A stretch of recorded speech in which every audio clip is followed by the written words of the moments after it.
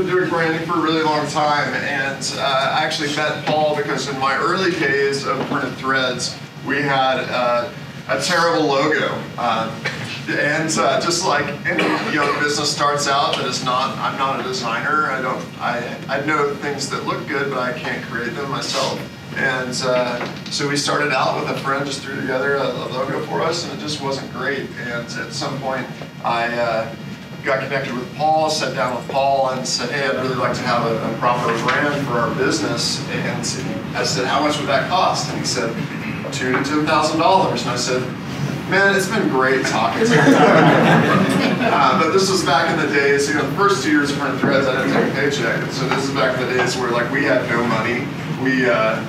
The only time we ever ate out was at Chick-fil-A, because we would go to Chick-fil-A and do the campouts for the first 100 people. The camp out at Chick-fil-A, you would get a free year of food. And so the only time my family ever ate out for 2 years was at Chick-fil-A. And we didn't eat Chick-fil-A for a long time after that.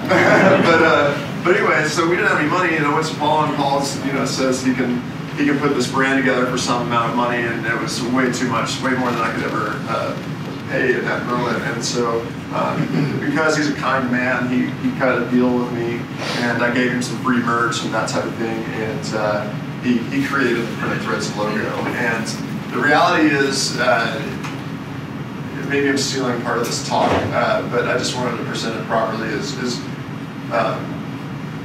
that logo and the mascot and the brand that was created around that made Printed Threads a real business.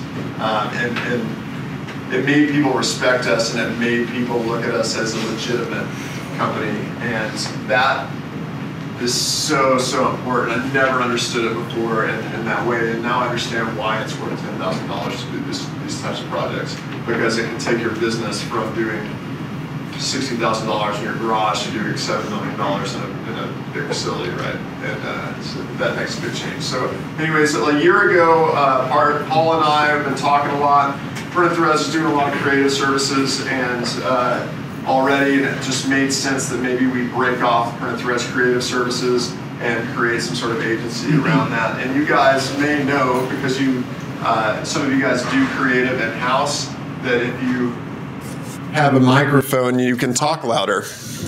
That if you do creative in-house, that a lot of times people are spending a bunch of money on t-shirts with you, and they expect the design to be what?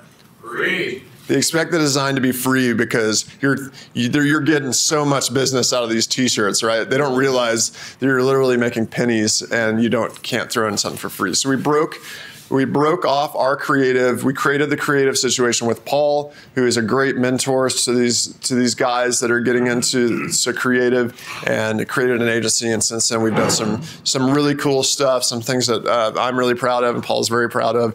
And at this point, I'm going to stop talking and let Paul take over the helm here. Thank you. I mean, if you want to just do the whole thing, we can, yeah, sure. They've heard me talk too much. Yeah. So,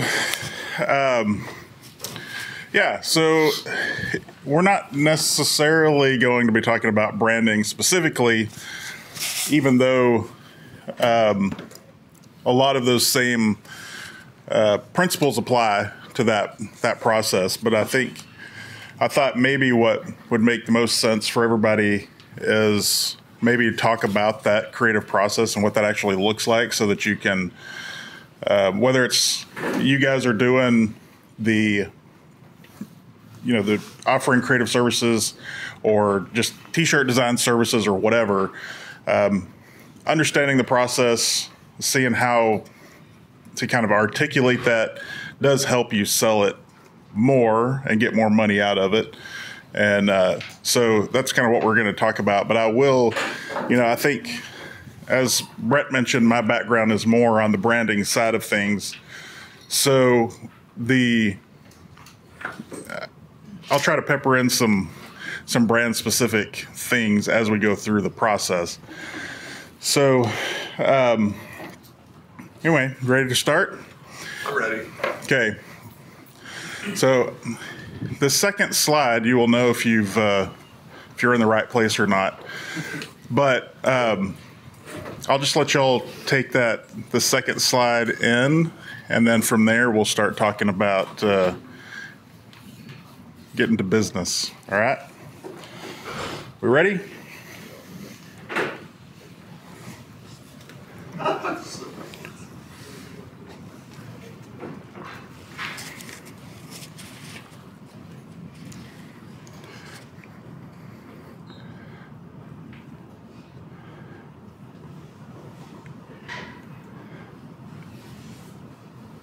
Trying to gauge the response from everybody. See. Oh, Greg. See, yeah, you got it. We're on to the sales one. Yeah. Okay. So, all right. So, I'm trying to put this thing together, and I think we have this conversation a lot just within our team, especially as somebody who's trying to motivate people to do their best work, have fulfillment in their work, not get burnt out, not get bothered by clients, that sort of thing.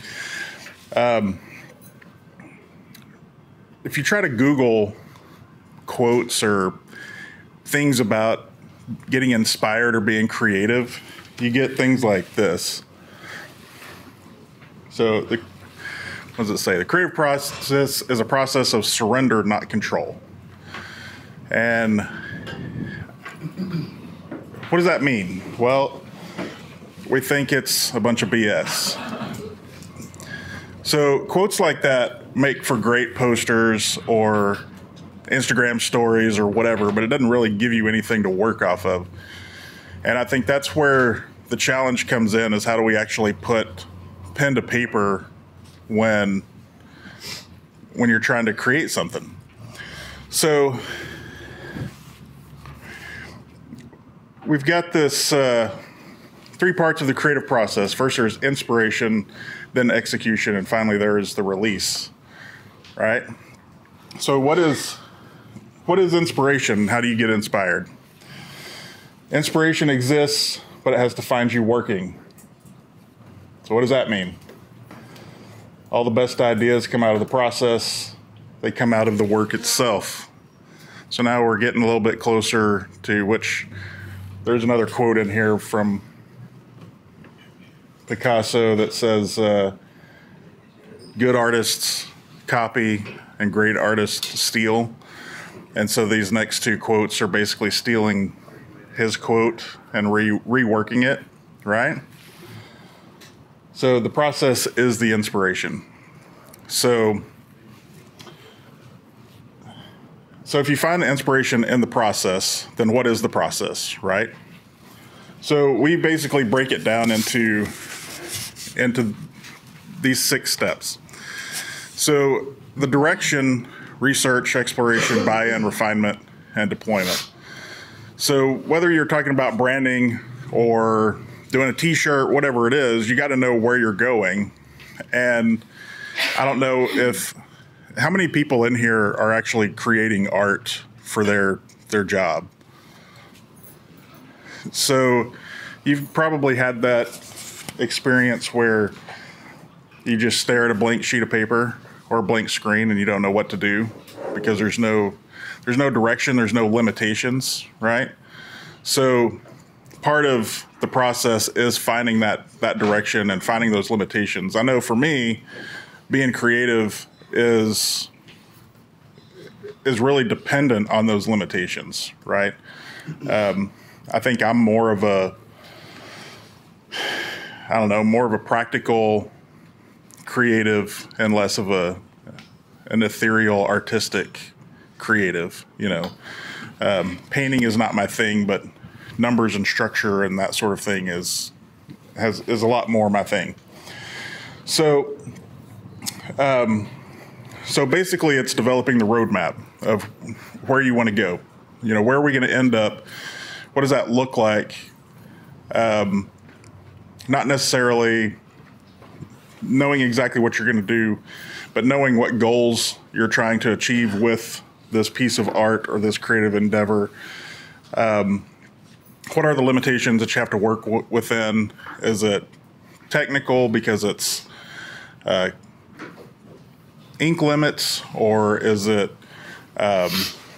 social? You know, you can say this, you can't say that. You know, who's the audience, that sort of thing. So the creative process can give you 30 different roads to get to the same destination. But basically, we have to know what the destination is before we know if we're going to meander on our way over there, or if it's a straight shot, right? By the way, if y'all want to jump in, just I'm good. let me know. Just there for support. Yeah. Thanks, guys. Yeah, hold my hand while we're. So, yeah, it's not weird at all. Okay. So, step 2, research. What are we doing? What does it need to be? So, based on where the direction is, like the end goal of what we're trying to do, we're going to define that first, and then, you know, in the research, looking at other things. So like in the case of branding, for instance, competitor audits, looking at like who are you competing against, and how do we make them look awful in comparison, basically. It's a very similar kind of process. Even if you're doing a t-shirt, you know, you want that piece of art to stand out. So it applies all the way across the board, from big projects to small projects. So once you have research and you kind of know what's out there, you know what to avoid, it gives you a little bit better understanding of that roadmap of how to get where you're going. Then you can sketch. And probably the best part of this advice is the get weird with it part, because it's not, if you limit your thoughts in this process, then you might miss something that could become something else. So like our team, for instance, can get pretty weird with it. And then it's up to, you know, the rest of us talking as a group, or me going, okay, let's bring that back a little bit. Or, you know, hey, that's a great idea, but what if we did it this way? So on and so forth. So once you get that exploration, then we kind of narrow it down and get buy-in from the client on where we're going, to make sure everybody's on the same page before we spend a bunch of time creating things digitally. And I don't even like to say digitally anymore, because a lot of sketching takes place digitally on iPads and things, but it's, you know, it can take a lot of time, and you can get kind of lost in the details of vectors and points and like all this stuff when you go to the next phase. And you don't even know if anybody's going to like it, and you're going to put all this effort into it, and it could go in the trash. So we want to get buy-in before that. Then once we get buy-in on a couple of ideas, then we can go into that phase of refinement. You know, from there, changes, modifications will still come up, and it's still part of that process, working with the client to try to make sure that you're still on track. And obviously, once you're done, then you can send it where it needs to go. So what I thought we would do is go through kind of a project that we did recently and show you what it looked like in our process as we went through this project. And so just a little bit of background real quick. As Brett mentioned, we started the Creative Situation a little over a year ago, or right at about a year ago. And we kind of took on the art creation projects that came through Printed Threads, right? And so, you know, we were basically dealing with clients that were expecting a $20, $30, $50 art charge. And prior to that, when I was working on my own, if somebody had 20, 30, 40, 50 bucks to spend on something, I would politely decline and send them somewhere else. But we needed to try to figure out how to start gradually transitioning these clients into actually paying for art of what it should cost, you know, the value of it. So we're still working on that process, but this is kind of one of the first projects that we as a group kind of really laid down this process, got the client to understand what that process was, and started to charge somewhere in the vicinity of what art should cost, right? So, does anybody know Shooter Jennings? Y'all heard of Shooter Jennings before? So it's Waylon Jennings' son, right? And who's Waylon Jennings? You're excused. Thank you. So anyway, his management company approached us, needed some merch design for, I don't know if he was going on tour or what.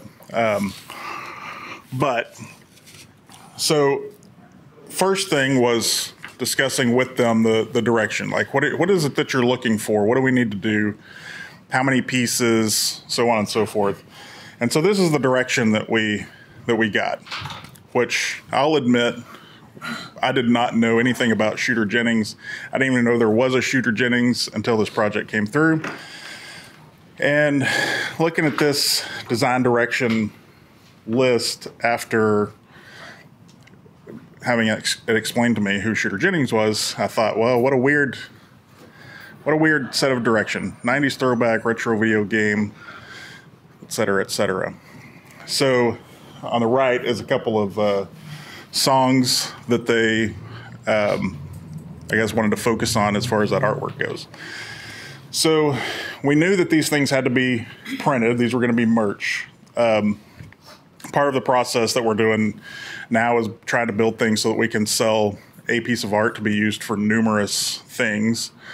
Somebody wants a t-shirt design and you're coming up with a logo or whatever, and then all of a sudden they want it embroidered and they want it on everything else. In some cases, maybe that's not how you intended the art to be when you started out, and then you got to jump through hoops to figure out how to rework it and get it set up for that. And so we're trying to sell art that can be used in multiple ways, so it's more of like a brand asset library of items rather than a one-off piece of art. Now, everything you're going to see in here does not necessarily fit that description that it can be used for everything, but at least we know that we have to have some pieces that can, hit or check multiple boxes, right? So then we go into research, trying to figure out basically things from this design direction list. What do those things look like? And I typically will go to Pinterest. I know it's not cool or whatever, but it is nice to be able to collect everything in one spot. And Pinterest does have a pretty good algorithm for helping you find adjacent type art when you find something.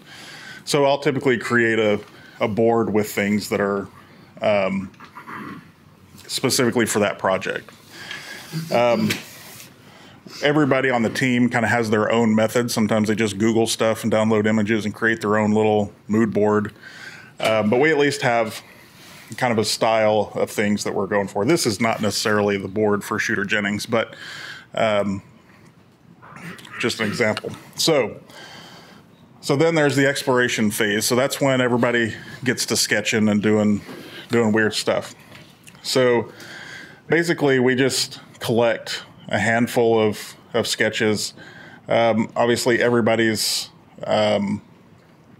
skill level or method of sketching is going to be different. Top left one.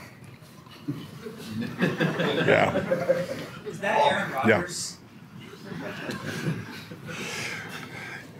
So anyway, we Did you draw all these, or was this a team? no, I did not draw anything. So I'm trying to get to that point where I don't have to do anything, but just tell everybody else to do stuff. No, Brody over here and Alex, who's not here, are the ones that are credited with these sketches. So there are some things, and this is a little bit of kind of the inside. You can see, like in this top left, things were starting to look finished, and I think that's kind of it's natural for these artists types to just go, oh, this is cool, or it's easier to do it with type on the computer or whatever. But I specifically wanted to present sketches that did not look finished, because once you finish it, they start, like, if everything looks sketched, then the client will understand that these are thoughts and processes, not finished pieces. So Is it a goal to get to a no fast? is it a goal to get to a no fast? Yeah, like if they don't like the direction you're going, let's get to that. Let's get them to Yeah. that before Yeah. we go down the road. Yeah, and that's why I think artwork that looks like it could be finished, sometimes clients feel like maybe they're boxed in at that point, and we don't want that. We also we want to leave ourselves some leeway here to embellish or expand beyond this phase if they find something that they really like or they feel like has legs to become something greater than it is. A lot of times we present this phase, and all of a sudden the client sees potential in things that they hadn't done before, which allows us to then upsell into other avenues. So this is really just kind of showing dipping our toe in the potential of what all this stuff could be. What do you look in the upsell? Like, what upsell do you take? Say that again, sorry. What are you taking them into? You said an option of upsell. So you present sketches, they like 5, instead of getting 3, they go with 5, or? Right. So the question is what is that upsell? What's the next phase if we're trying to, if they see potential in something?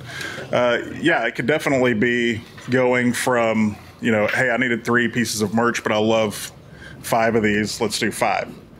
It could be, oh, I could use that for advertising, and that's going to be a different cost or potentially different work that comes through us.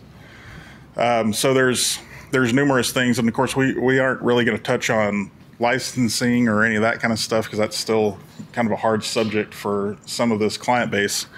But it's things like that they go, oh wow, this is, on one hand you want them to go, man, I never even thought about that, or this is really going to make me look 10 times better than what I imagined.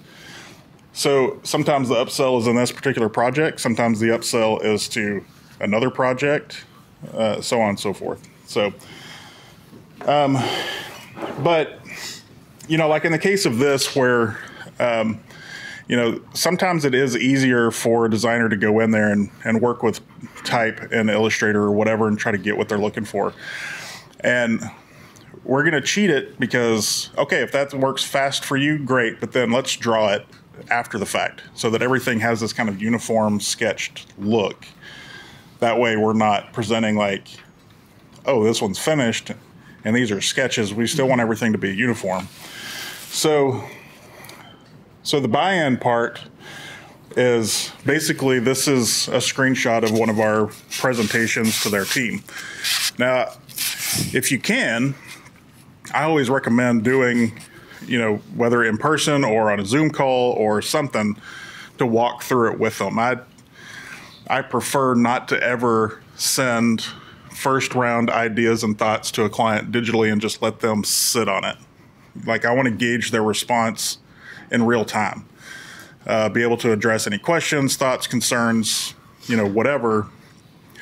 You can kind of see, I think after a while you start to develop being able to kind of read between the lines of what they're saying and what they actually want. So there's a lot of,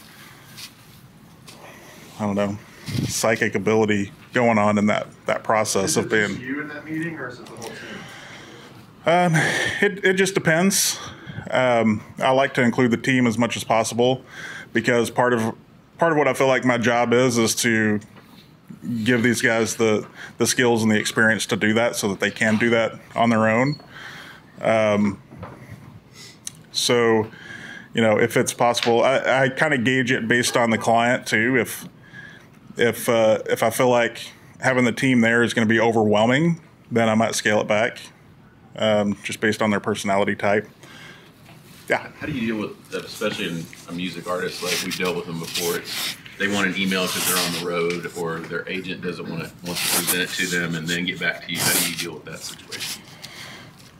Okay, so the question is dealing with people that, sorry, I'm just repeating it for the, so the question is, how do you deal with clients that are basically requiring you to send it to them for them to view in their own time? So I've had to do that, and I think if there's no way around it, then you're just going to have to do what you got to do, right? In those cases, I try to explain as much about the process, how we got where we're going, either in that email or included as part of the presentation. You know, I did a project for a friend of mine years ago that I had a situation like that where first he wanted to stand over my shoulder so we could work on it together. And of course my answer was no. And then he wanted me to just send him the files to look at, and I said no. So we scheduled a meeting, and then it was a phone call meeting. Got him on the phone, sent him the file, and said, all right, let's go work on this together. He's like, oh man, somebody just walked into my office, I gotta go. And I didn't hear from him for 2 days. I was like, that guy, right? So, so it's gonna happen, right? If your sketches are tight enough, I think people are gonna understand kind of where you're going.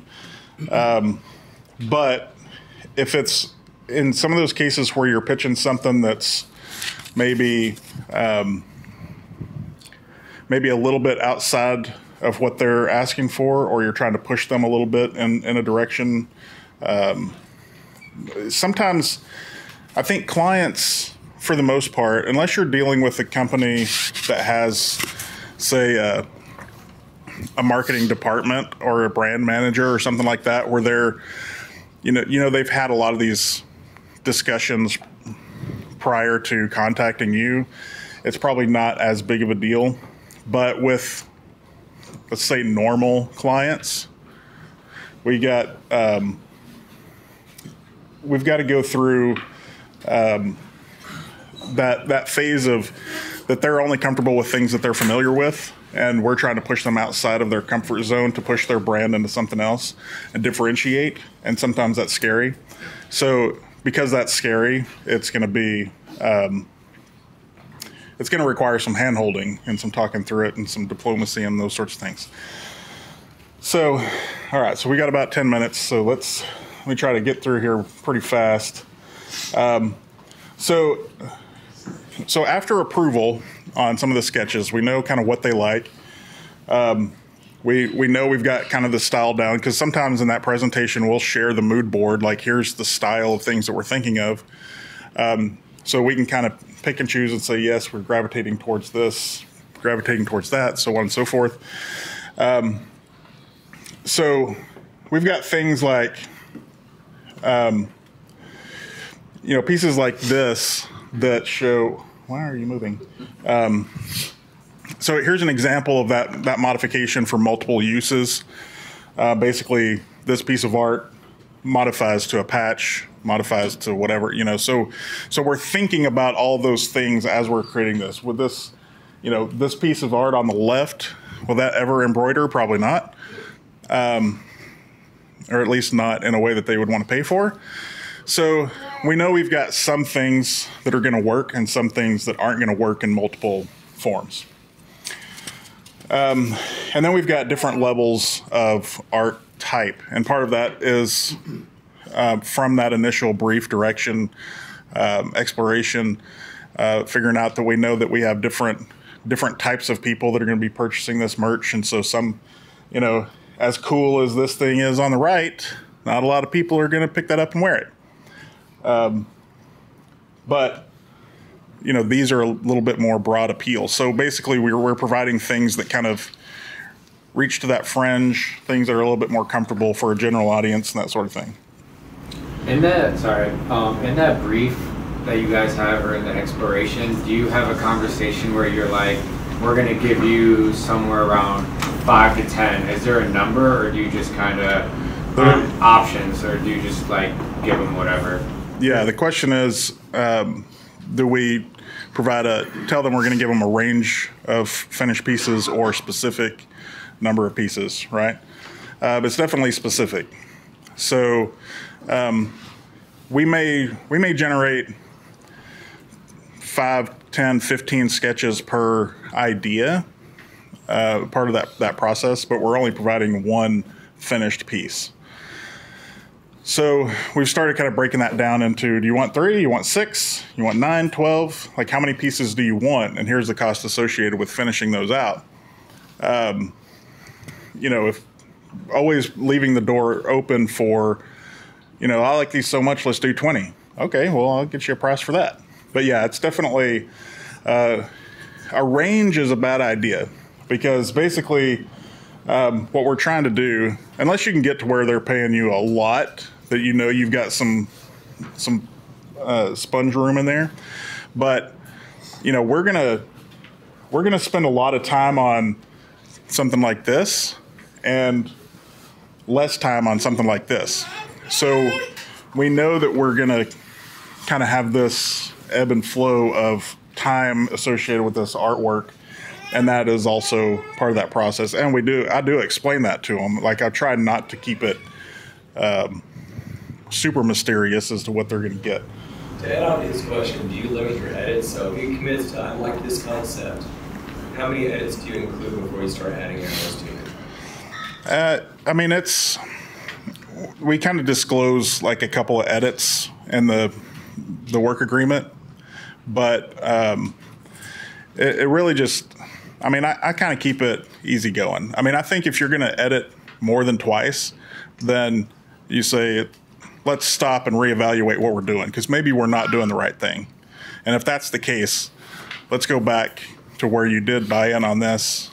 Like, are we making edits because we've failed? Or are we making edits because you're scared? Or are you making edits because you don't really know what you want? That sort of thing. So definitely it gets to a point where it's like, okay, we need to reevaluate what we're doing. With this, like, for some audience participation here, like, just out of curiosity, if one of you guys that are creators in here created a merch design for any person that looks like one of these designs, how much, throw out some numbers, how much would you charge to do that? Don't be shy. Someone say $50. 120. Like $200. $120. Yeah. How much? Come on, let's 500. 500. 500. 200. It's like 250. I think the right side of what you're See, this is the problem with screenprinting. That price is way too low. Yeah. This guy's going to go sell 100,000 of these shirts. Hey, Brett? I wouldn't have a name that with this creative, as amazing as it is, for less than 15 grand. See those ranges? You're hired. No, I don't mean to look, this is important. This is a really key session. And the idea here, overarching, is that creative, because ultimately it's subjective, right? Gives you that variance. So when I say 15 grand, it's not from a place of variance, it's because you have to establish your ability to remove the subjectivity out of what your expertise is. Most people, 99% of people, do not understand that this is a profession. Design, creativity is a profession. They see it through no fault of their own, that, oh, my sister's daughter's babysitter has a map, I can do that. You gotta get past that and establishing value. And as soon as you set a precedent of doing it for $50 because you think you're validating it because it's included into the price of your service, you're shooting yourself in the foot. It's not like a jerk, but when I say 15 grand, it's not because you're overinflating your price. It's because your unique ability to have communicated all this justice is doing really well about the value of what that does for that person's brand. Reinforcing what Fred is saying, that person's brand is that much more elevated because they've got an asset that communicates who they are behind that. It doesn't need to be scaled. You know, if this is a local band versus a 90, you know, It has nothing to do with those metrics. It has everything to do with your ability to communicate your expertise. So Paul, certainly, I want to throw back at you that it's the expertise of what. So what's happened up to this moment, guys, is that Paul's team has effectively understood what the client needs. Right? The client has to promote their personal brand, their tour. And what happens is if you don't communicate, if you understand that process and what piece of asset you're creating on their behalf to extend their brand, they're going to just see it as a piece of art. They're going to go, I think it's for $50, so throw it into the price. But to your point, how does this elevate, like, I've gone to a million shows, right? Like, how many times have I walked by a local band's t-shirt and said, I want to buy it? And how does that elevate the local band's brand and elevate the notoriety of that band when suddenly people are wearing a shirt because it looks cool? You know what I mean? And so suddenly, you have well-designed, we've seen it, we have so many examples of this, where we go to a brewery or somewhere like that, and they have shitty merch. And we come and create well-designed merch, and suddenly everybody can wear their shirts. What is that like? And so you have to really look at that, because you want to do the bro deal. Well, we all want to do the bro deal. I mean, we'll hear from Jacob at Jack Rice later. We've had this conversation several times this weekend. Like, as soon as one of us gets involved in the pricing of something, it goes way down. That's stupid. But like, this is valuable, and the reason I bring it up is because some people might say 50 or 120 bucks or whatever. These designs sold for $1,000 a piece, right? And I just want you guys to understand that you're more valuable than you're selling yourselves for. And now you can finish it. Yeah. No, that's all good, and I would love to repeat everything that Ricardo said, but I can't do it. But part of what I think you're talking about is being able to say no to a client if they don't understand the value. I mean, you have to be able to show that you've done it and that you understand it, and get them to understand that it's going to cost money. And if they go, well, I don't care, it's $50. You go, well, I mean, I know. You find you a guy that'll do it for $50 and we'll print it, you know, if that's the case. But, you know, so, and even though like Brett's saying, yeah, we got $1,000 a piece out of each one of these, but we're not done yet. We're still in the process of growing that and changing that perception up to where it needs to be. And this was, like I say, this was kind of the first one where we really started to approach this project in the correct way as a team. And so, you know, I think you're going to have to grow into yourself. But if you don't value yourself, you can't expect anybody else to either, right? I understand that, but if you're looking at like a pop band that's on the radio, this is appealing. But if you got like a Yob or a Red Fame type band in their early years, they can't afford that. Sure. You know, they've got to make a return on their tour where the bus costs more than the logo. Yeah. That's a big jump. So I've never understood how to scale it. I'm not shooting. No. I understand. I mean, always undercut myself. Yeah. No, we all do Figure it. out that Yeah. scale works.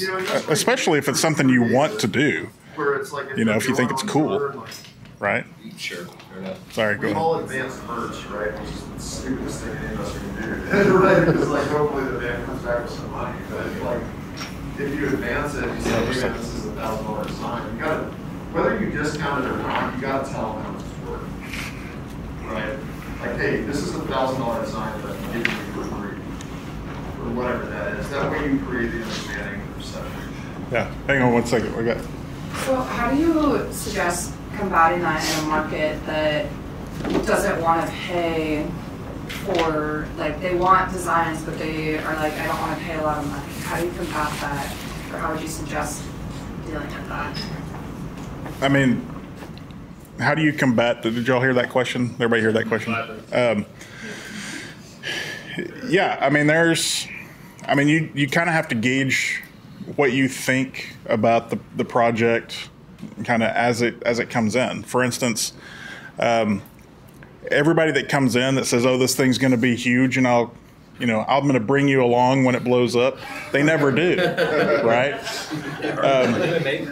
Somebody that comes in and says, I want a killer design so I can sell a bunch of shirts that the proceeds are going to go to some charity, and you're like, oh yeah, I love that, and you want to throw in on it and give them a killer deal, then just like Brett was saying, make sure they know how much it should cost, but you're going to give it to them for this or whatever. I mean, the hardest thing to do is to say no, we can't do it. And really, until you get to that point where you say, this is, as much as I would love to do this project, we just can't, because the budget's not there.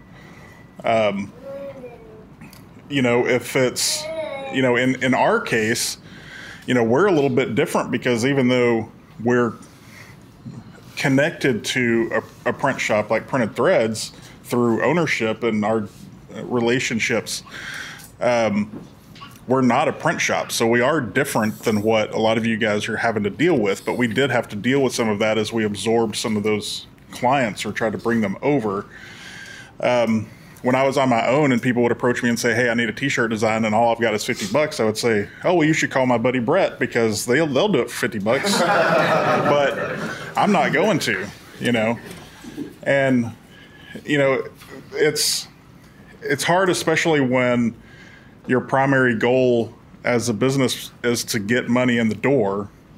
But if you're paying somebody, I mean, if you charge $50 for a shirt and you're paying your designer $100 to do the design, did you make another $50 off of the shirts? Because what about the people that you had to pay for to make the shirts? I mean, at some point, there's a threshold that you got to find. And, you know, people don't think twice about spending extra money on an iPhone versus a Samsung phone or whatever because of a perceived value. And the only way they're going to perceive that value is if you start presenting that value. And that comes back to the things that Brett was saying about the Printed Threads branding, that it wasn't the Printed Threads logo that I made for him 10 years ago is not what brought people in the door. But the confidence that Brett then had in the brand after having that logo and feeling like he could stand shoulder to shoulder with anybody in the industry or even above is what gave him the confidence to sell those things and to get out there and promote himself. So, you know, having the confidence in what you're doing is going to help that. Likewise, if you're creating great product for your client, then you're selling them confidence to get out there and sell it, which is going to then turn into value for them. And, you know, I mean, you're going to have to come to terms with whatever that looks like. But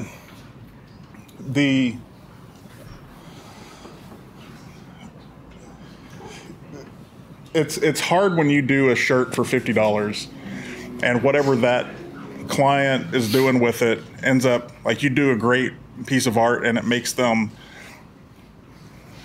$10,000 and you got $50 out of it and it's your art.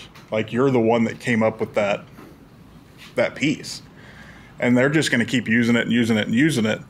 And that's where licensing and things like that could come in as a pricing structure. But again, that's difficult to do. But it's like, and other than everybody here that understands the license. So like, if we design something, we're saying like we're designing it for a t-shirt only.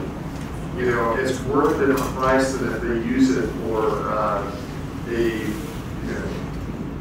I remember when I was in the studio with rock band and someone took a picture of the cover of our album and when the band signed with Warner Brothers, suddenly that photographer came back and said, hey, now that you're going to sell a bunch of these records, I want money for it. You know? Right, yeah. And so it's the same thing for this, where it's like, hey, we're designing something for a t-shirt, but if you want to put it outside your building, or if you want to use this in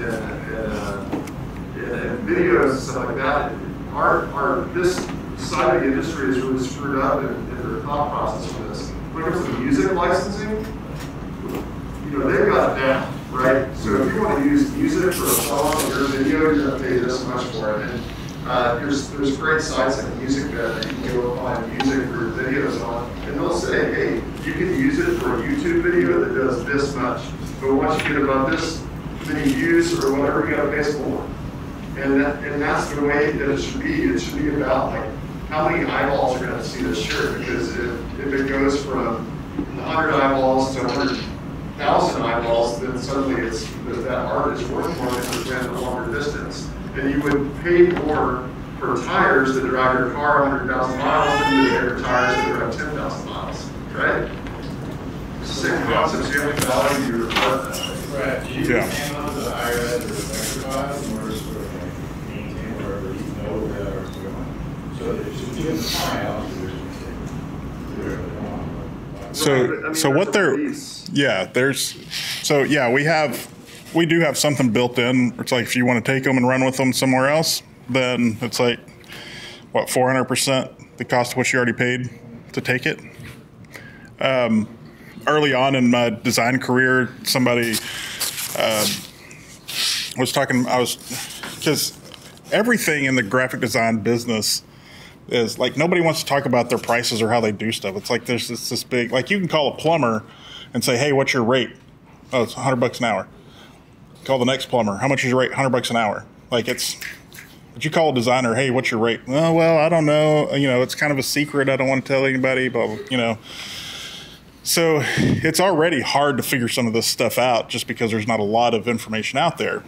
But early on, and I don't know, real quick, how are we doing on time? You got like 1 minute. 1 minute, all right. We can go over just a little bit, but if you want to kind of wrap your presentation, we just okay. Yeah. Let me just say this. The way that it was explained to me, if somebody comes to you this is the exact example that was given to me. If somebody comes to you and says, hey, I need you to design me I need a brochure. And you say, okay, that brochure is $10,000 for the design and the printing, whatever. They get those 10,000 brochures, or however many brochures it was, $10,000 worth of brochures. That's what they paid for. They didn't pay for those files. They paid for that finished product. Yeah. So once that piece of art leaves a shirt and becomes something else, now we're talking about something else. Yeah. You know, it's not the same thing. All right, I'll go through here real quick. I mean, there's not a lot left, but I did want to at least show this. This is part of the presentation of how we present this artwork. So basically, it's the artwork as kind of like, here's the whole piece. We try to get as large on the screen as possible. The mock-up's not as important, but just to give them a sense of where it's going to go. And we do this for everything that we do. If we're doing branding, like a branding project, we vet the logo, the branding, by mocking it up on everything we can think of that they could use, whether it's an app icon or the side of a building or a delivery truck or whatever it is, because this is the only way we know how it works in the real world, right? So if you're doing that kind of stuff and you're just sending them a PDF with the artwork, say, hey, what do you think? You're leaving a lot on the table as far as showing them how much you've thought about this piece of art, right? So that's part of what they're paying for, is for us to go through and think through how does it work in all these other uses. Anyway, and then so basically the full artwork, the mock-up, and then kind of a detail shot so they can kind of see it close. And then there's obviously the deployment of it, so saving out the files. In our case, like in this situation, you know, Alex, who is, you know, the one that's not here, is this, like, he's crazy talented at setting things up for print, for screen printing, and you know, pre-pressing the files or whatever y'all call it in the screen printing business. But you know, so we deliver the files ready to go because he already knows how that stuff goes. But what we send to clients depends on what they paid for. In this case, the client didn't get the artwork; it went to the print shop, right? So, and you know, to your point, or about giving them somebody said something about giving files. I mean, once it leaves your place, it's kind of out of your hands, and so there's kind of an honor system when it comes to that 100,000 versus 50,000 mile tire package, because they can contact the printer and say, hey, can you send me those files?